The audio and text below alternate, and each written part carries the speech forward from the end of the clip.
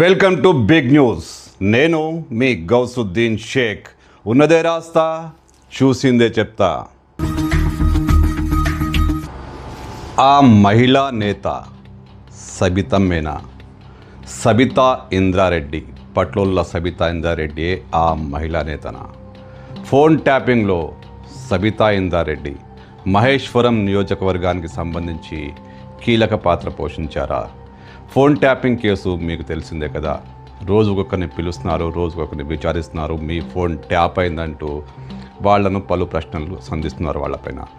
తాజాగా బడంగ్పేట్ మేయర్, మాజీ మేయర్ పారిజాత నరసింహారెడ్డి దంపతుల్ని కూడా ఫోన్ ట్యాపింగ్ కేసులో విచారణకు పిలిచారు.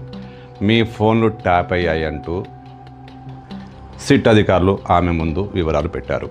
ఇక్కడే అసలు వ్యవహారం బయటపడింది. నిజమేనా సబితా ఇంద్రారెడ్డి ప్రోద్బలంతో ఈ ఇద్దరి ఫోన్లు ట్యాప్ అయ్యాయా?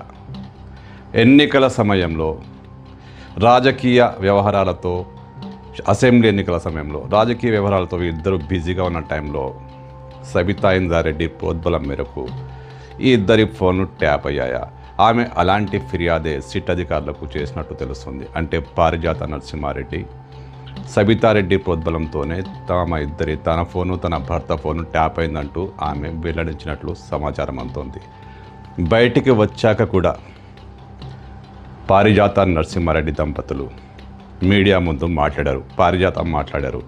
ఆమె మాట్లాడుతూ ఒక మహిళా నేత ప్రోద్బలంతోనే తమ ఫోన్లు ట్యాప్ అయ్యాయని, సిట్ అధికారులు చెప్పేదాకా తమ ఫోన్లు ట్యాప్ అయిన విషయం తమకే తెలియదని, ఆ టైంలో రాజకీయ వ్యవహారాలతో చాలా బిజీగా ఉన్నామని, అసెంబ్లీ ఎన్నికల సమయంలో తామిద్దరము చాలా బిజీగా ఉండడం వల్ల, షెడ్యూల్ బిజీగా ఉండడం వల్ల ఫోన్ ట్యాప్ అవుతుందో లేదో తమకు తెలియదని, పోలీసులు చెప్పేదాకా ఇప్పుడే తమకు ఆ విషయం తెలిసిందంటూ మీడియా ముందు వెల్లడించారు. అయితే ఇదంతా అప్పట్లో ఒక మహిళా నేత ప్రోద్బలంతోనే జరిగిందంటూ ఆమె కామెంట్ చేశారు.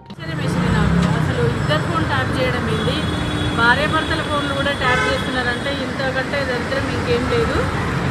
గతంలో ఎమ్మెల్యేగా టికెట్ కోసం మేము కొట్లాడి ఆ యొక్క అసెంబ్లీ టికెట్ అంచుల దాకా పోయినామనేది వాళ్ళకు ఒక భయం చుట్టుకుంది. ఈ పార్టీలో మళ్ళీ వీళ్ళు వచ్చి ఎమ్మెల్యేగా ఎక్కడ గెలుస్తారో వీళ్ళని రాజకీయంగా అనగదొక్కాలనే ఒక కుట్రతోటి ఈ ఫోన్ ట్యాపింగ్ చేయడం జరిగింది. మరి ఒక మహిళ అయ్యి ఉండి ఎన్నో పదవులు అనుభవించిన వాళ్ళు ఈరోజు ఒక మహిళ ఫోన్ ట్యాపింగ్ చేసి మీరే రాక్షసానందం పొందుతారంటే అంతకంటే మించిన ఇంకా మాటల్లో చెప్పలేను నేను. అయితే పారిజాత నరసింహారెడ్డి సబితమ్మ పేరు నేరుగా ప్రస్తావించలేదు.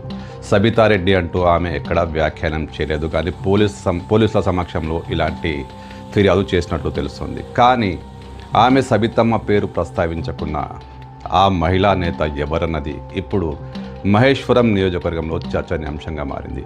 సబితా మీనా ఆ మహిళా నేత అందరికీ తెలిసిన విషయమే.